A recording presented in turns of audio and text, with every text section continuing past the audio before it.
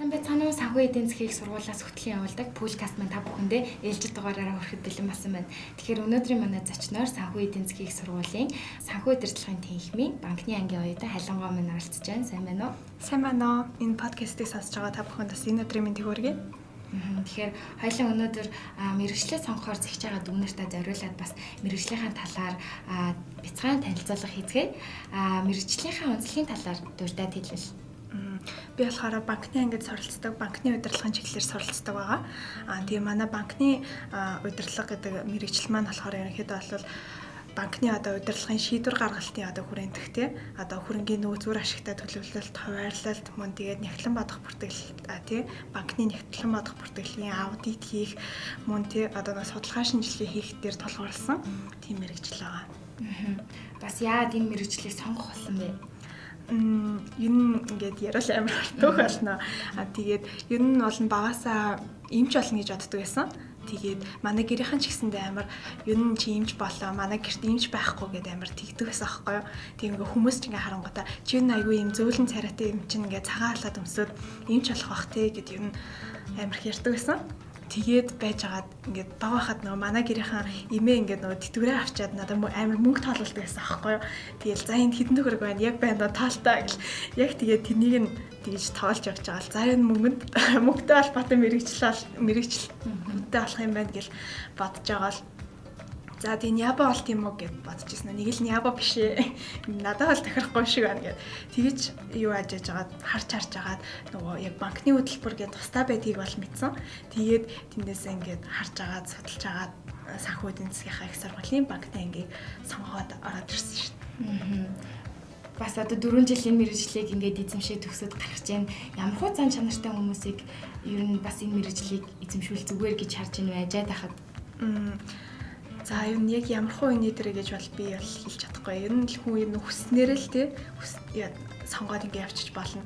Тэгтээ юу ингэ харангууд ингэ амар их амбицтай хүмүүс манай банкны ангид ордог. Тэг ингэ дээшээ амар хүсэн дэвчин ингэ тий гонж өмсөд юу ана гэж тэгсэн хүмүүс амар их банкны ангид орд юм бэлээ. Тэгээд бас манай ангийн ихний ер нь эрэгтэйчүүд байдаг шүү дээ. Ямар чадваруудыг бас санхүү эдийн засгийг сургуулиасаа суралцсан бэ гэж асууя. За хамгийн түрүүнд надаа ингээд юу яаж байгаа талхад орж ирж байгаа юм болохоо нөгөө цаг төлөвлөлт шууд санаанд орж ирж байна. Яг ингээд бүх зүйлийг өглөө 7:40-оос анаа ингээд бүх юмнуудыг ингээд цагийн цагтаа гээд бүх юмнуудыг манай багш нар болон тэг бүх юмнууд ингээд сургасан. Тэгээд тэрнээс гадна ингээд юу н айгу ийм хэцэгцтэй байх нөгөө одоо банкны ангид ч гэсэндээ нөгөө нягтлан бодох бүртгэлгээ байгаа. Тэр болгон дээр амар ийм хэцэгцтэй юм бай. Одоо зөв дараалттай бүх юмыг тэгж хийх хэрэгтэй гэдэг бас нөгөө чадваруудыг айгүй их сайн эзэмшсэн. Тэгээд одоо нэг банкныхаа одоо ингээд яг юунаас гэх юм бол илүү ингээд тий цаашдаа хамт төсөөд ивчээд явах хэрэгтэй байна гэдэг ингээд хүнтэй тий юу ингээд хамт ингээд байх хэрэгтэй байна гэдэг тэг ингээд юу сүулт нь үлдэх биш ингээд хамтдаа ингээд авшаад хамтдаа бүгд ингээд хамтдаа Монголынхаа эдийн засгийг өсгөх хэрэгтэй байна гэж тэгж боддог болсон шнэ.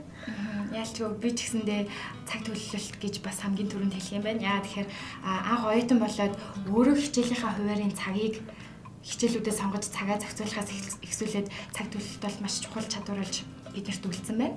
За тэгээд төгсөөд бас энэ мэргэжлэрээ ямар ажлын байран дээр ажилладаг талаар сонирхуулаад хэлэхэд ер нь сонсогчд маань банкны анги гэдэг тэгэнгүүт өөрсдийнхөө яг үйлчлүүлдэг нөгөө нэг үйлчлэгээний дээр тэлэр те эсвэл одоо нөгөө зээлийн эдийн засагч гэсэн хүмүүсээр л төсөлж байгаах тэрнээс илүү байгаа шүү гэд бас хэлээд байна. Диж яг нэг хүмүүс яг өөрийнхөө нүдэнд харагддаг юмар айгүй их төсөөлдөг. Тэгмээд банкны менежментээр ингээд төсөө гарангууд банк чинь цаана айгүй том юм шүү гэдгийг бас хэлмээр байна. Ингээд зөвхөн ингээд салбарууд дээр очиод ингээд тейлэр ингээд эдийн засагч нар байдаг бол цаана ингээд тий банк оффист нь тий эрсдлийг одоо эрсдлийн удирдлагын газар тий мөнгөний өрөнгийн газар ч юм уу шүү онлайн тий юуны бүх юмыг ингээд зохицуулж байгаа зүйл нь яг ард нь яадаг шүү гэж хэлмээр байна. Тэгмүүд айгүй том ингээд бүрэлдэхүүн ингээд ганц гүйлээ хийхэд тий тийм ингээд цаана айгүй том ингээд баг хамт олон ажиллаж байдаг. Тэгээд айгүй юутай болохоор юу нь тийм байдаг аахгүй. Тэнгүүд ингээд зөвхөн ингээд салбараар төсөөлөд байж бас болохгүй. Тэгээ мөн банкны мэрэгчлэрээ мэдээж Монгол банк байна. Монгол банк нь бас дотроо тий аюул олон том салбар газар нэгжүүдтэй тийм болохоор тэний бас ажиллах боломжтой гэсэн үг. Зөвхөн тэлрээр хязгаарлагдахгүй шүү гэдэг. За тэгэхээр оюутан болоод одоо төгсөж байгаа энэ өндөрлгөөс харахад 10 жилийн сурагч болоо оюутан байх хоёр яг ямар ялгаатай байна вэ? Ер нь айгүй их ялгаа гарч ирсэн. Хамгийн түрүүнд өөрийнхөө хувийн зохион байгуулалтыг ингээд зөв гаргаарай гэж хэлмээр байна. Тэгээд чи өөрийнхөө хувийн зохион байгуулалтыг одоо яаж зөв гаргахаас ингээд тэр шалтгаалаад чиний хичээлийн хуваарай нөө юу байна. Тэгээд өшөө хажуугаар нь найзуудтайгаа өнгөрүүлэх цаг хугацаа ингээд бүх юмнуудыг зохицуулах боломж ингээд өөрөө гаргаж чинь гэсэн үг. Яг 10 жилийн одоо өглөө 8 цагаас ороод арай ингээд өдөр 1 цагт ч юм уу 4 цагт тардаг гэсэн бол ойлголт байхгүй. Ингээд чи өөрөө бүх юмнуудаа зохицуулаад ажилтаа бол ажлынхаа хуваарьтай зохицуулаад ч юм уу тэгээд ерөнхийдөө бол зохион байгуулалт аягүй их өөрөөсөн. Тэгээд мэдээж энэ цаг төлөвлөлтөн дээр бас аягүй их өөрчлөлт гарч исэн.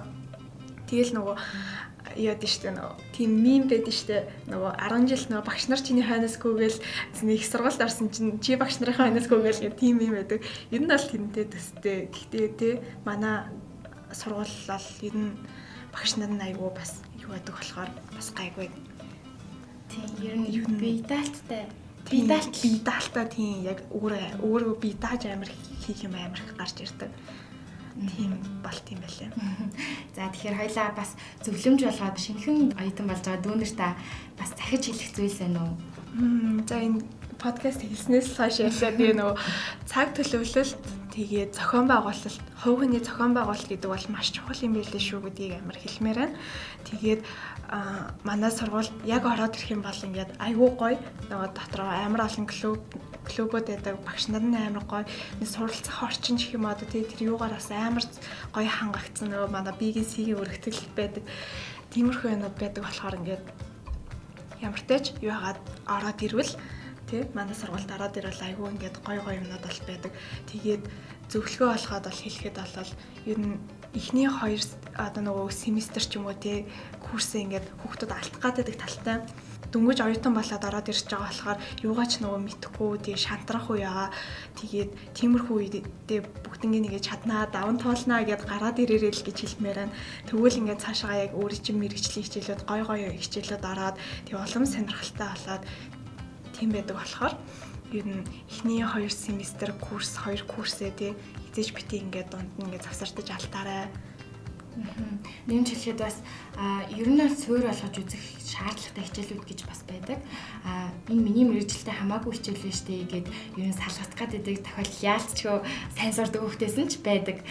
Би жишээ нь маркетингийн мэрэгчлэр сурч иж яагаад надад Нёбо ороод байгаа юм бэ гэж гайхажсэн үе байгаа. Гэхдээ яалтчгүй би маркетингийг хийжсэн ч гэсэндээ тухайн байгууллагынхаа Нёбогийн бас хараад хинаад ойлголттой байх нь чухал гэдгийг бас ойлгож авсан. За тэгээд бас оюутан байх хугацаанд хоёлаа өнгөрүүлсэн хамгийн тод өнгөрүүлсэн дурсамжаасаа гоё хуваалцъя л да. За яг ингээд бодонгод хамгийн түрүүнд 1-р курст миний төрсөн өдөр шууд санаанд орж байна. Тэг ингээд нэг амир ангийнхантайгаа нийлж яваагүй, татналаагүй. Тэгээл яг тийм байхад яг миний төрсөн өдөр одоо 12 сард болдог байхгүй юу? Яг тэр үеэр манай ингээд одоо хамгийн хоёр сайн найз ингээд хоёр жожголох барьчаад нөгөө хичээл тараад ингээд гараад ирэнгүүт орой 6 цагт нэг хүүхдүүд байхгүй шүү дээ. Ер нь ингээд сургууль ингээд жоохон хаосарчдаг. Тэр үеэр ингээд хоёулаа ингээд төрсөн өдрийн ментор гээд амар хөрх ингээд хоёр бараг жожголох гарч ирснийг өглөөлчихсэн аахгүй юу. Тэгээд тэр амар дурсамжтай. Тийм үү мэдээж нөгөө энд өнгөрүүлсэн дурсамжууд гэх юм бол амар их олон байгаа. Тэгэл нөгөө сургуулийн одоо нөгөө UFE night ч юм уу тэгэл янз янзын voice тэгэл юу лээ UFE of comedy лөө тэр өдрөөс бүр амар гоё дурсамжуудыг бас өгчээсэн. Тийм сая дурдсан нь ингээд сонссон чинь оюутан цагийн найзууд гэдэг бол ялцчих аюу чухал бас амьдралын найзууд болж чаддаг гэж бодлоо.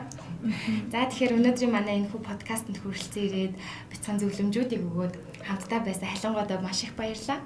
Баярлалаа. Сонсон та бүхэндээс баярлалаа. За дараагийн дугаараа иргэн уулзтлаа. Түр баяртай. Баяртай.